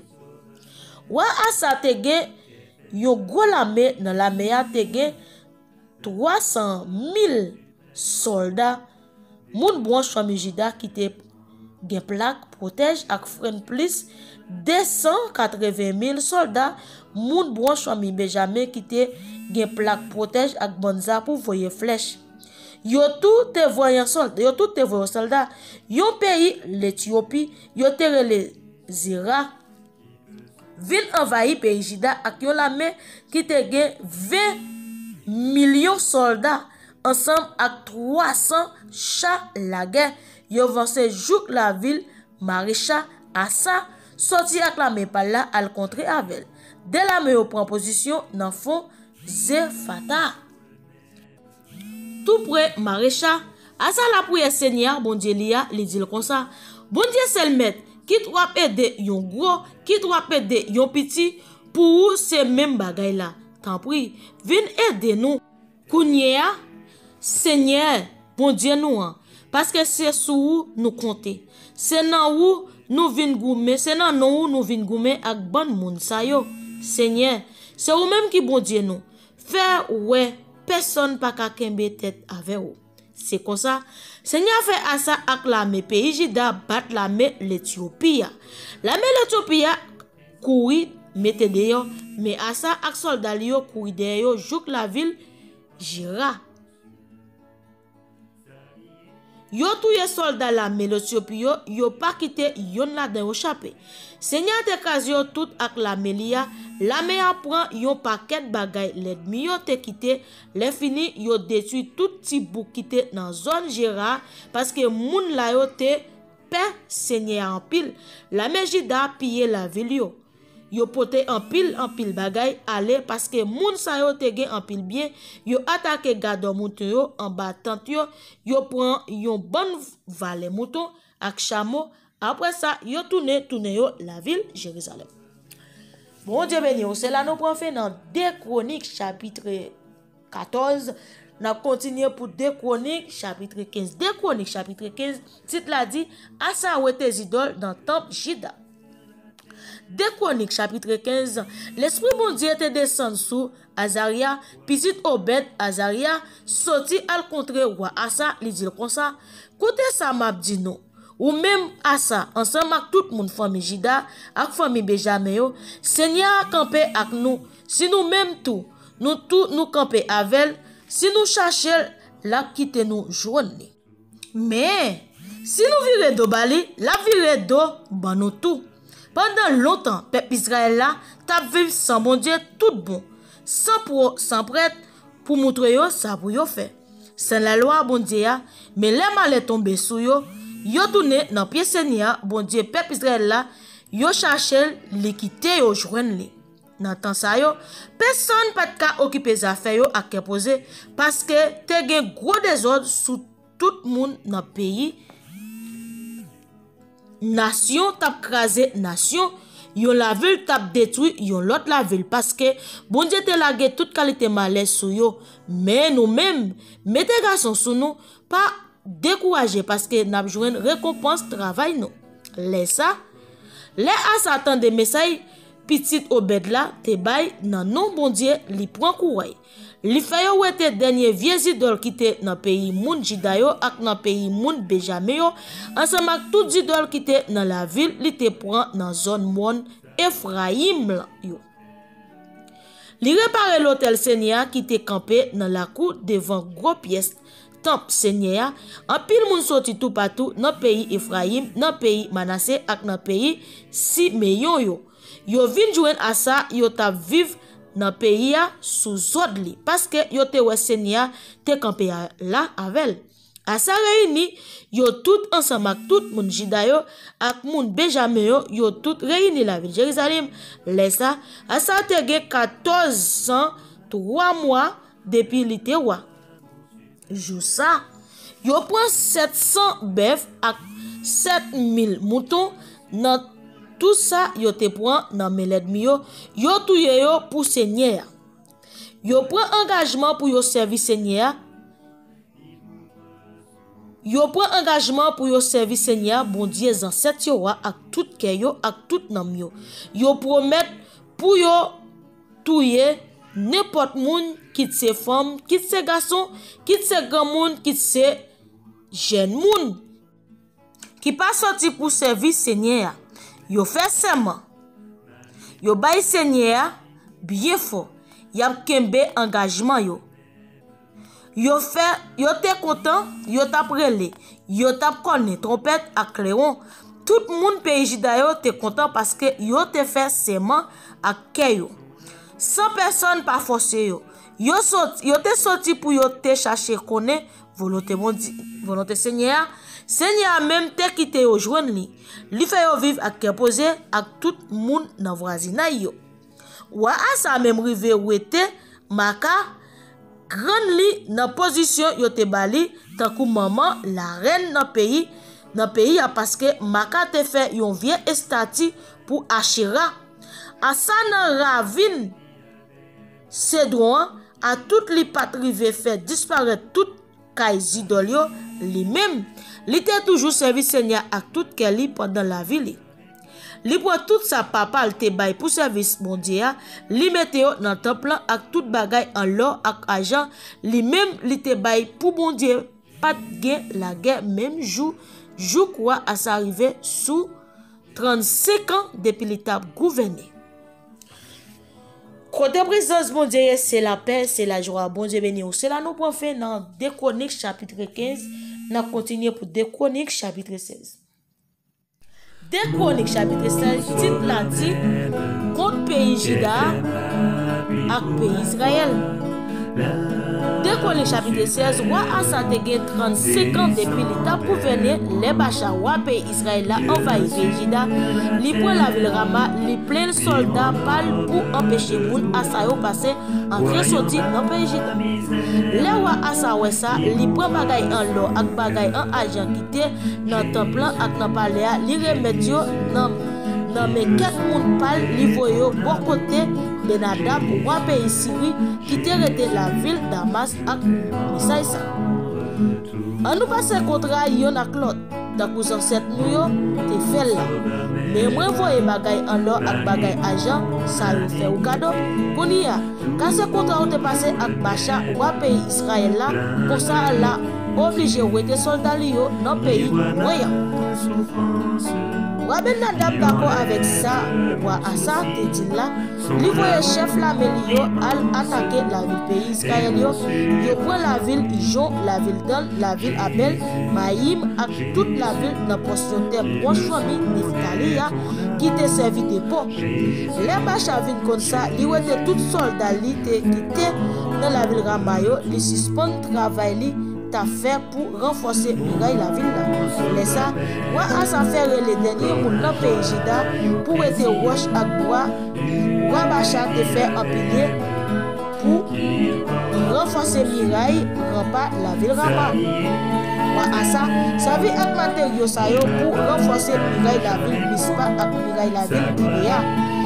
Histoire prophète Anani, mais ça prophète Anani vin joindre à ça roi pays Juda et dit comme ça. C'est parce que vous te mettez confiance dans l'armée roi pays Syria, passer dans Seigneur bon Dieu là qui fait l'armée roi pays Syria chapé en bas mais est-ce que moun l'Éthiopie ak moun Libyo ensemble pas faire yon gros l'armée ak en pile chalage en pile cavalier sous cheval malgré ça Seigneur te la gueule dans mais parce que ou te mettez confiance dans lui Seigneur a veillé tout ça qui a passé sur la terre. Li pas quitté un échappé pour le bay moun qui mettait toute confiance liyo dans li force à courage mais frère ça ou récit perdit tête ou agit tant comme moun fou c'est peut-être ça moun pour le faire ou la guerre sans arrêter. Cause ça te fait à ça fâché en pile sous prophète là. Il fait enfermer dans prison. C'est depuis là ça à ça commencé à maltraiter quelques moun dans peuple là. La mort à ça tout ça wa à ça te fait depuis premier jour, li monte ou arrivé jour dernier jour nous joignent ça écrit dans livre histoire roi pays Juda yo ak roi pays Israël yo à ça te gen 39 ans depuis li te roi là un gros maladie nan pied rend li effime malgré ça li pas tal chercher guérison nan mais Seigneur li te plutôt al la kay docteur là li mouri li tap marché sous 80 années depuis li te roi yo enterré dans cavoli te faire fouiller pour tête pali dans la ville David là yo mette cadavre la couché sous yon paillasse fait ak feuille senti bon ak toute qualité bon odeur yo te paré jan yo kon fait là après ça yo li met yon gros boucan pour li. Bon Dieu béni ou c'est là nous prend fin dans 2 Chroniques chapitre 16. Nous continuons pour 2 Chroniques chapitre 17. 2 Chroniques chapitre 17 titre là dit Josaphat roi pays Juda. 2 Chroniques chapitre 17 Josaphat petit à sa montée roi dans place papale, li renforce position devant pays Israël là, li mette soldat dans toute la ville qui gen rempart dans pays Juda, li mette gouverneur dans tout pays Juda ak dans toute la ville Asa papal te prend dans pays Ephraim là. Seigneur te campé avec Josaphat parce que li te fait un coup David grand papal dans commencement renili li pas courir derrière Bahalio li t'a chercher tout gens pour li te servir bon Dieu dans cette lia li te marcher d'après l'autre bon Dieu bayo li pas fait un coup roi Israël yo Seigneur bay gouvernement la force dans pays Juda. Tout moun t'a porté cadeau bali comme ça li te vinn gen en pile bien tout moun ta fait l'orangerie, li te prend plaisir nan fait volonté Seigneur. Li fait disparaître tout côté yo tap service idole dans pays Juda ensemble avec tout estati Ashera yo. Li te ge 3 ans depuis li te roi, li voye quelques chefs dans toute la ville pays Juda yo pour montrer peuple Israël là ça pour le faire, mais nos chefs yo c'est Benaïl, Obadia, Zekaria, Netael ak Mikaya. Yo te ge chef moun Levi ak de prêtre ak yo. Moun Levi yo te rele Shemaya, Netania, Zebadia, Azael, Shemiraamot, Jonathan, Adonija, Tobija ak Tobadonija. Prêtre te rele Elishama ak Joram avec livre la loi Seigneur nan meyo. Yo marché dans tout pays et aller dans toute la ville yo pour montrer peuple Israël là ça pour lui faire. Josaphat te gen pile pouvoir. Tout gouvernement pays qui te voisine ak pays Juda te si tellement personnel yo yon pas chercher faire la guerre à quoi Josaphat. Le contraire, te gen un pile moun Filisti qui te porté un pile cadeau ak un pile argent bali tant kou si li te chef yo. Ata moun pays Arabi yo te porté 7700 moutons ak 7700 cabrit fait le cadeau. C'est comme ça, pouvoir Josaphat t'a vinn pi fort chaque jour. Dans tout pays Juda, li bâti citadelle ak la ville pour servir dépôt. Li te gen provision en quantité dans toute la ville pays.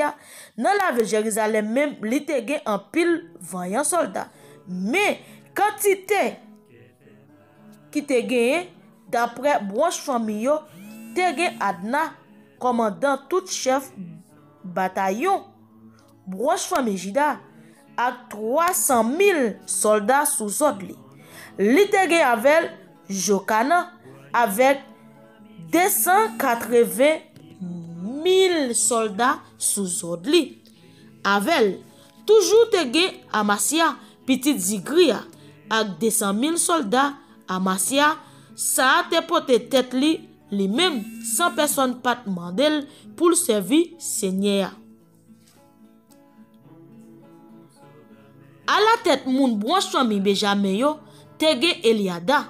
Yo voyon soldat ak 200 000 soldats qui te gen plaque protège ak banza avec te gen Jehozabad avec 180 000 soldats bien armés pour la guerre. C'est moun sa yo qui t'a servi wa la ville Jérusalem sans compter l'autre soldat wa te mette en garnison dans l'autre la ville ak rempart dans pays Juda. Bon Dieu béni ou c'est là nous pour fin dans 2 Chroniques chapitre 17, n'a continuer pour 2 Chroniques chapitre 18. 2 Chroniques chapitre 18 titre la dit Michée averti Akab roi Israël. 2 Chroniques chapitre 18 Josaphat vin gen en pile richesse, tout moun ta fait louange pour lui, li ranger yon mariage entre yon moun nan famille ak yon moun nan famille Akab roi pays Israël là. Quelques années après ça, Josaphat al rendre Akab yon visite la ville Samarie. Laissa Akab fait yon gros fête pour Josaphat ensemble ak moun qui te avec yo. Li fait yo touye yon paquet mouton ak bœuf pour faire fête là. Les fini, li cherche pour tête Josaphat pour y attaquer la ville Ramoth dans pays Galaad. Akab roi pays Israël là dit Josaphat roi pays Juda, est-ce que roi vin avec pour attaquer la ville Ramoth dans pays Galaad là? Josaphat répond li, moi même ak tout soldat moi yo nous avec ou ensemble ak peuple c'est yon nouye. Après ça, Josaphat dit à Akab, roi pays Israël là, tant pis, on nous demande Seigneur ça, il dit dans ça. C'est comme ça, Akab réunit 400 prophètes li mande yo. Est-ce que c'est pour nous attaquer la ville Ramoth dans pays Galaad là, ou sinon est-ce que pour nous quitter ça? Prophète yo répond li, attaquer. Moi, Seigneur a plagué non mais ou. Laisse ça, Josaphat dit comme ça. Pas de l'autre prophète nous t'a commandé si c'est volonté Seigneur pour nous faire ça. Akab répond, il y a l'autre prophète encore qui a fait ça pour nous. C'est Michée petit garçon Jibla. Même Raïl parce que li pas jamais dit rien qui bon pour moi. li toujours ramalé pour moi. Joseph a répond, pas dit ça mon cher. C'est comme ça Akab relé, yon nan nèg confiance li yo, li dit. Presse al chercher Michel petit garçon Jibla pour moi. Wa pays Israël là ak Josaphat, wa pays Juda, te chita yo chaque sous fauteuil pa yo. Ak bel radwa yo, sous gros glacis qui te bon portail la ville Samaria, sous de yo. Tout prophète yo te là devant yo ap bay message pa yo. Yon la de yo te rele, c'est Désias, c'était petit Kenana. Li fait décon enfin li dit. Mais ça Seigneur dit avec kon sa yo. Ou pral attaquer moun Syrio ou pral finir ak yo. Tout l'autre prophète yo t'a bay même message là tout. Yo t'a dit ou metal attaquer Ramoth dans pays Galaad. Ou bon Seigneur a plagué la ville là dans men ou. Messager qui te parti al rele Michel dit Michel comme ça. Tout l'autre prophète yo te parler en faveur ou. Ranger ko pour parler tant kou yo. Tout parler en faveur ou. Mais Michel répond li, moi pour Seigneur bon Dieu vivant servi me témoin. Ça Seigneur va dire me dire, c'est ça m'a dit. Les Michel arrivé devant ou dit comme ça. Michel, est-ce que pour mal attaquer la ville Ramoth dans pays Galaad ou sinon est-ce que c'est pour me quitter ça? Michel répond ou mettre à l'attaquer Ramoth dans pays Galaad ou bon Seigneur a plagué la ville là dans mais Akab dit li. Combien fois pour me dire ou, le ou parler avec non Seigneur, c'est pour vous dire la vérité. Laisse Michel répond li. Moi te wa tout soldat peuple Israël yo, gaye tout partout sous mon yo. Gaye tout partout sous mon yo, tant kou yon bon mouton sans gado, Seigneur te dit, moun sa yo sans chef, qui te yo tourner la kayo à cœur posé. Akab ou pays Israël là dit Josaphat, moi pas dire ou, li pas jam di rien qui bon pour moi, li toujours un malheur pour moi. Michel prend la parole encore, li dit bon. Écoutez message Seigneur. Moi te wa Seigneur chita sous fauteuil li dans ciel là avec tout ange li yo campé bon côté sous bord droite ak sous bord gauche li. Seigneur t'a demandé qui moun qui vle al pour en tête Akab pour l'al faire yo touyer la ville Ramoth. Gen ange qui dit yon bagay, gen l'autre ange qui dit yon l'autre bagay. C'est là ça, yon l'esprit vont se devant Seigneur li dit. Moi pral prend tête li. Seigneur mandel, qui Jean? L'esprit a répond. Moi pral mettre parole menti dans bouche prophète Akab yo. Seigneur dit, ou prend tête li vrai comme ça, ou metal fait Jean ou dit. Konye ou connaît Seigneur te mette yon l'esprit mentor sous prophète ou yo pour yo ba ou menti parce que li prend décision pour le finir avec ou. Laisse ça c'est des petits garçons que nana marcher sous Michel li flanc li yon souffle et puis li dit depuis qu'il a l'esprit bon Dieu a quitté pousse nan bouche ou la parler. Michel répond li wa comme ça les wap courir passer saute dans yon chambre entrer dans yon lot pour al cacher jouk nan fond. C'est comme ça wa Akab passer l'autre li dit arrêtez Michel menel bay Amon gouverneur la ville là ak Joas petit roi dit yo moi bay l'autre pour yo mettel dans prison pour yo bali rekpe ak glo jouk matoune sorti dans la guerre sans danger ak sans malheur. Laisse ça Michel dit si vous tournez sorti dans la guerre sans danger ni sans malheur vrai ou connaît Seigneur pas parler dans bouche moi. Les fini li dit nous tout peuple yo écoutez samedi oui la mort Akab. C'est comme ça Akab wa pays Israël là ensemble avec Josaphat wa pays Juda monter à l'attaquer la ville Ramoth dans pays Galaad. Akab dit Josaphat comme ça moi pral mettre yon l'autre rad sous moi avant mal goumé pour moun pas reconnaître moi ou même ou mettre rad ou sous. C'est comme ça roi Israël là changer rad sous lui pour moun pas reconnaître lui après ça l'al goumé mais roi pays Syria te bay 32 chefs qui t'a pour commander chat la guerre au l'ordre pour yo pas attaquer personne parce que roi pays Israël là. C'est comme ça le commandant Chala Gayo ouais Josaphat yo tout te comprendre c'est lui qui te roi pays Israël là. Yo viré sous lui pour yo attaquer. Mais Joseph a relé en moué. Bon Dieu seul mettre là, vin potem seul secours. Li fait yo viré quitter. Les messieurs ouais c'est pas lui même qui te roi pays Israël là. Yo rete sous ça, yo te vle faire. Laisse ça, yon soldat pays ici rete comme ça, li voye yon flèche là al prend Akab roi Israël là, nan fan la guerre qui te sous li ya. Roi di soldat qui t'a mené Chalia, quand c'était tourné, on nous quitte bataille là parce que moi blessé grave. Jou ça, bataille là te comme a connaît en pile, roi Akab même te rete campé sous Chalia. L'a gade moun pays Syrio, jou kaswe le soleil couché li mouri. C'est là nous prenons fin dans 2 Chroniques chapitre 18. Nous continuons pour 2 Chroniques chapitre 19. 2 Chroniques chapitre 19, titre l'a dit, prophète Jéhu fait roi Josaphat reproche. 2 Chroniques chapitre 19, Josaphat lui-même roi pays Juda tourne la Kaili, la ville de Jérusalem sans rien par rivel. Yon prophète yo te rele Jéhu petit garçon Anani vin contre roi li dit comme ça. Qui jan ou fait al aider moun ka fait mal? Qui jan ou rive fait zami ak moun qui pa vle wè Seigneur? C'est peut-être ça, Seigneur fâché sou en pile, mais malgré ça, ou fait quelques bagay qui bon, ou t'écraser tout portrait Achéra, bon Dieu femme qui te dans pays ya. Les fini, ou te chercher faire volonté bon Dieu. Josaphat réorganise le pays.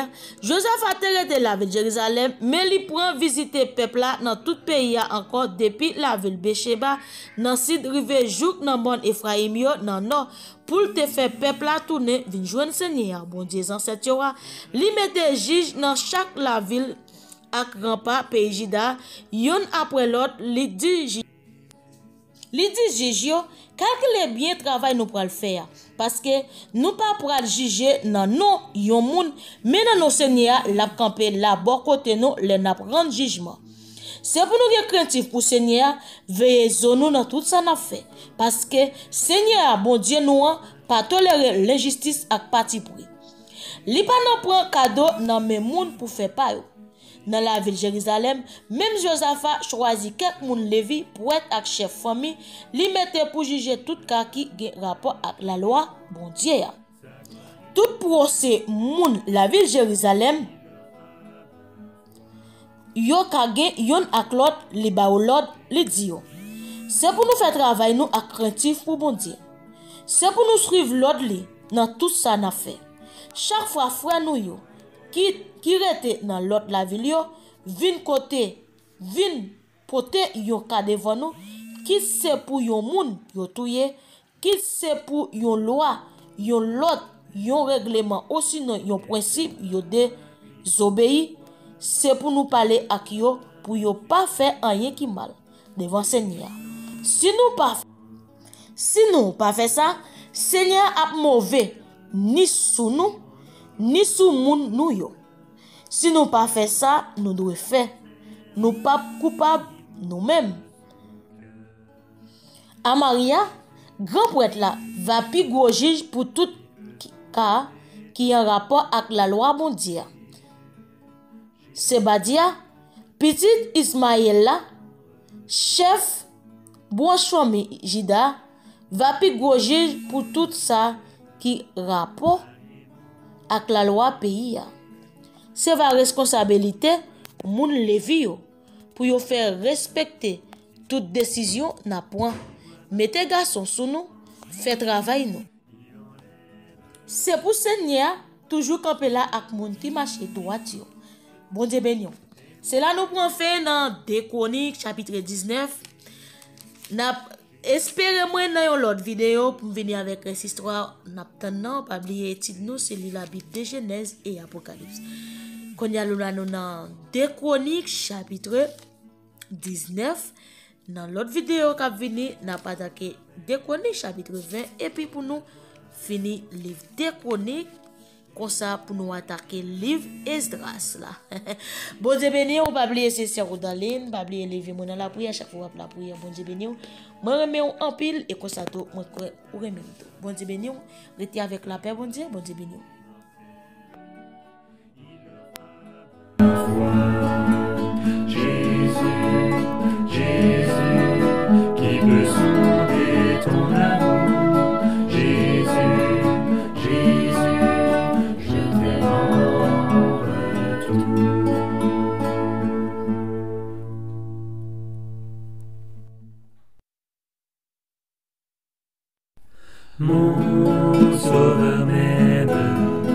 J'ai fait ma pluie pour ma foi, l'amour suprême descend vers moi.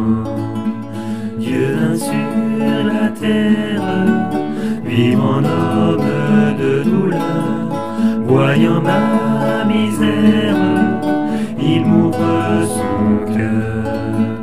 Jésus, Jésus, qui peut sonder ton amour? Jésus, Jésus, je t'aime en retour. Mon sauveur m'aime, malgré mon indignité, toujours le même, plein de pitié. Il voit ma souffrance, il enlève mon souci, son amour immense est mon surabri. Jésus, Jésus, qui peut sonder ton amour? Jésus, Jésus, je t'aime en retour.